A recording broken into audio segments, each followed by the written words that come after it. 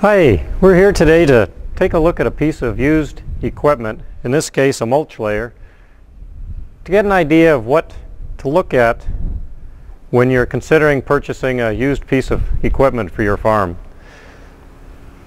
On a mulch layer, there are some things that we're going to look at that are typical for a mulch layer and may not be on another machine. There will be things on other machines that won't be on this mulch layer, but as we go through this, try to just get a general idea of the things to think about as you're looking at a piece of used equipment.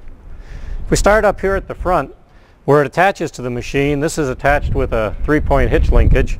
So if you take a look at the bottom links and the top link, and just see if the pins and the mounts are straight, and if that frame at all is bent.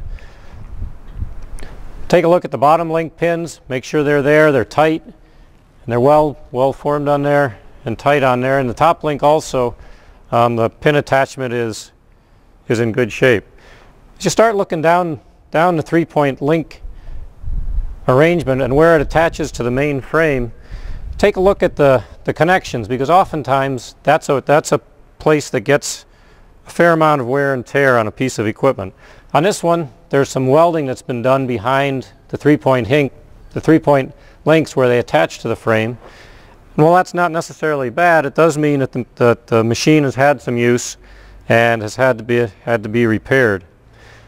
As you continue on back, again looking at the frame, looking at the various components on here and the attachments, just look and see if things look like they're bent or if they're square and if they're in good shape. On this one, there's a bed shaper down here, and the bottom of this is in direct contact with the soil, so that's a place that'll wear over time, and any place that's going to wear after a certain amount of time will need to be replaced. So look at it, see if the two sides look fairly even, and see if they look like they're in reasonable shape and will last for a while, or if they're going to need to be replaced soon after you purchase the equipment. Same thing for these chisels on the outside. Do they look like they're in good shape, or are they going to be needing replacement soon after you purchase the equipment? Moving on back a little bit, on here is one important thing, and that is this one has a label on it still that has the manufacturer and the address of the manufacturer, so you'll know where to go when you need parts, or where to go to find your closest dealer for that particular piece of equipment.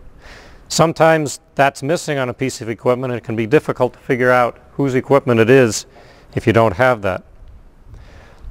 One thing that's present on this mulch layer is a drip irrigation kit to allow you to lay drip irrigation while you're laying the mulch.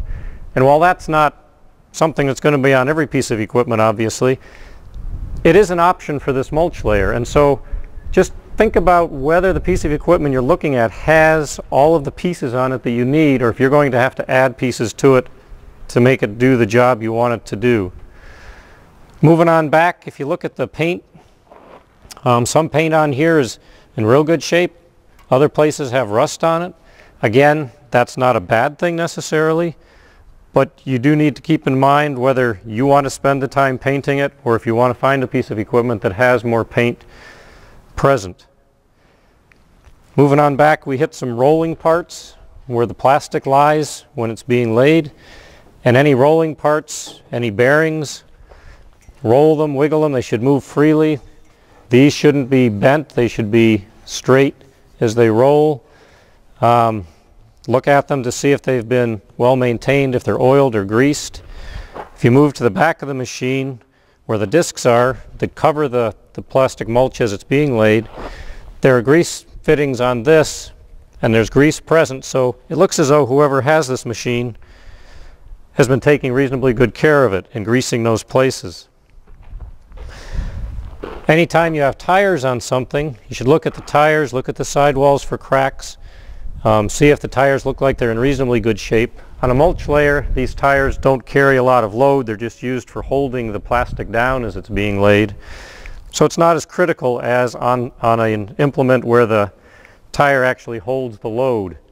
So you don't want those tires to be in real bad shape or have cracks in the sidewalls. Check the valve stems to make sure they look like they're in good shape, and will do the job they need to do. On this particular mulch layer, the instructions are right here. something to think about, to know whether or not you're going to know how to use the piece of equipment. Every piece of equipment should have an operator's manual with it, or you should be able to find one through the internet or through a dealer. Another thing to consider is on a mulch layer, many of the adjustments are with screw adjustments, handles and screws, and if things haven't been moved for a long period of time, they may be rusted fast, and it may take some work to free them up again. So for the different adjustments that are on here, make sure that they're adjustable and will do what you need them to do. So those are some of the things to consider when you're looking at a piece of used equipment. Obviously, a mulch layer has these particular things. Other pieces of equipment will have other things to consider as you're looking at them and considering their use for your farm.